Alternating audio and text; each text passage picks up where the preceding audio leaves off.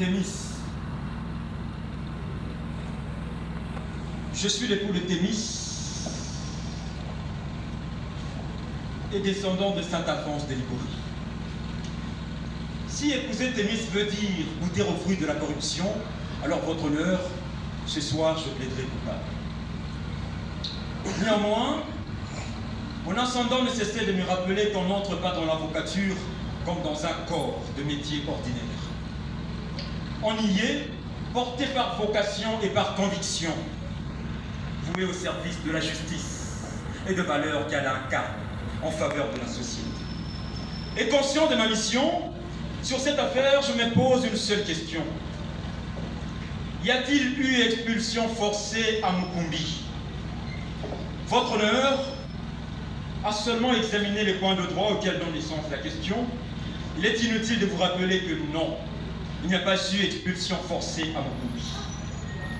Et c'est sur base de cette réponse que la défense a tant fracassé l'accusation sans fondement et son mythe, tel que présenté par l'avocat du peuple, pour acquitter Shemaf, si commune était faible. Voilà pourquoi nos moyens seront développés à 3 axes.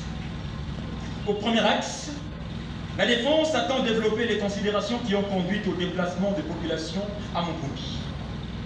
Il s'ensuit qu'au deuxième axe, elle discutera de la fiabilité des témoignages et du rapport d'Amnesty, pour vous rappeler que devant votre juridiction, toute preuve qui n'a pas valeur probante ne peut être admise. Et enfin, au troisième axe, la défense attend rencontrer les moyens de l'accusation pour arguer que même dans l'hypothèse où il y aurait préjudice par le fait des activités minières, la loi ne prévoit pas une compensation illimitée. Fixé sur ces points, venons-en au cœur de notre plaidoirie. En effet, Madame la Présidente, la raison qui a justifié la délocalisation des communautés riveraines à Mukumbi, c'est le déploiement des opérations minières. Entendu que pareilles opérations sont les corollaires de l'obtention des droits miniers, la loi voudrait que les titulaires d'un droit minier soient préférés aux titulaires d'un droit foncier.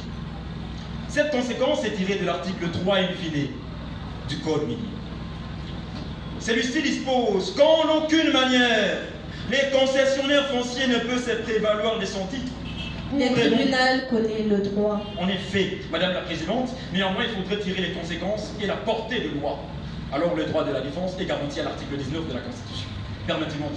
Alors, Madame la Présidente, disais-je que cet article dispose que les concessionnaires fonciers ne peuvent se prévaloir de son titre pour revendiquer un droit de propriété quelconque sur les gîtes de substances minérales qui renfermeraient sa concession. En l'espèce, le fait que Shemaf, TFM et ses communes soient titulaires des droits miniers leur a accordé une propriété de gîte de substances minérales qu'elles devraient exploiter.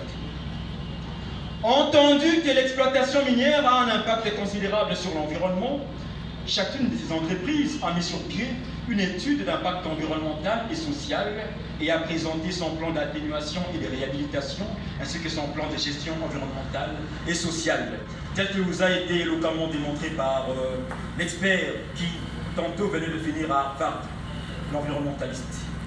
Et donc, votre honneur, cela pour en affirmer mieux, pour en informer les communautés locales et compenser les conséquences dommageables du projet minier sur l'environnement.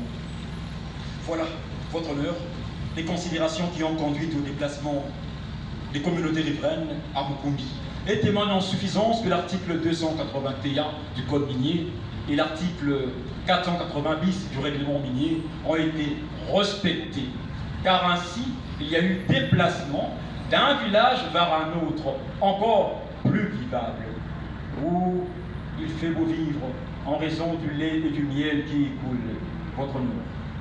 Que donc, à présent, discutons de la fiabilité des preuves, de témoignages, mais également du rapport d'Amnesty. Auguste tribunal, les témoins qui ont défilé à la barre, je n'ai rien contre eux. Néanmoins, en droit, il serait mal qu'on soit en même temps témoin et témoignage. Non, cela n'est pas concevable en droit congolais, sauf peut-être en droit chinois, que dis-je, en droit béninois. Voyez-vous, votre honneur? Et bien à côté de cela, j'aimerais placer un mot par rapport au rapport d'Amnesty International. Bon, le moins que je puisse dire pour ce qui est de ce rapport, c'est que votre honneur, j'en aurai bientôt fini. J'en aurai bientôt fini. Ce n'est qu'un rapport. Et puisque c'est un rapport, je ne sais pas si je dois parler de ce rapport. Votre honneur, c'est un rapport. Votre honneur, c'est un rapport. Et je me limite au fait que c'est un rapport. Simple rapport. Un rapport. Un rapport. Oui, votre honneur, c'est un rapport. Je ne sais pas si vous comprenez que c'est un rapport. Et puisque c'est un rapport, en vertu de quoi les avocats peuvent-ils s'en étendre sans foi ni rien? Nous avons vu les experts défiler. Mais y a-t-il eu un expert d'Amnesty International par devant votre juridiction? Je ne sais en foi de quoi cela peut tenir devant votre juridiction. Voyez-vous, considérant que ces moyens de preuve n'ont ni fiabilité, ni crédibilité, ni pertinence, moins encore authenticité, j'aimerais bien que votre honneur, vous puissiez les écarter lorsque votre plume pourra rendre la décision. J'en aurai bientôt fini quand je pourrai épuiser mon troisième axe. Merci. Alors, désormais j'en viens à mon troisième axe, et j'aimerais vous prouver qu'au vu de moyens développés par l'avocat de la défense, enfin de l'accusation, même si, par extraordinaire, il y aurait préjudice, l'on ne pourrait aucunement parler des compensations illimitées. Votre honneur, c'est à cela que nous arguons que l'article 281 du Code minier traite la question de l'indemnisation des occupants du sol. Il est vrai. Même alors, Madame la Présidente, votre juridiction n'est pas appelée à déterminer la mesure précise de la réparation que les communautés riveraines seraient fondées à obtenir. Pourquoi l'avocat du peuple ne vous a rien dit là-dessus? Votre honneur, il ne vous a rien dit. Beaucoup d'arguments et de textes légaux, beaucoup de barbe, mais peu d'intelligence pour cerner la portée des lois. Voilà le propre des avocats de l'accusation, surtout quand ces derniers sont fruits du système LMD. Silence dans la salle. Votre honneur,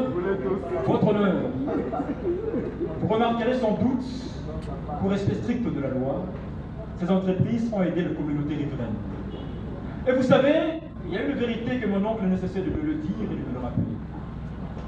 Le jour où l'aveugle retrouvera la vue, la première chose qu'il jettera, c'est le bâton qu'il a aidé toute sa vie.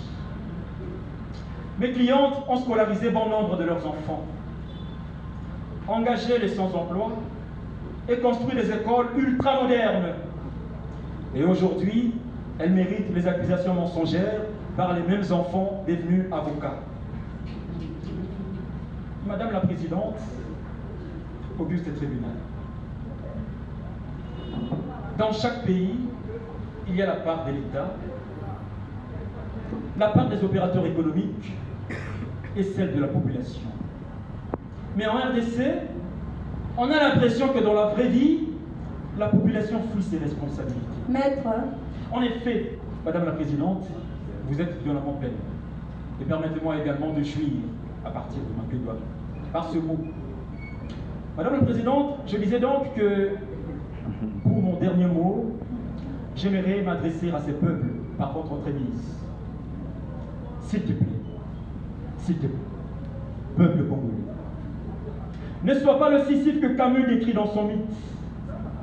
Arrête d'être l'ombre de toi-même. Ne cherche pas toujours à avoir la facilité. Par ce motif, votre honneur, condamnez les peuples congolais et acquittez mes clientes. J'en ai fini. Merci beaucoup, maître. Nous passons à la troisième prévention qui est liée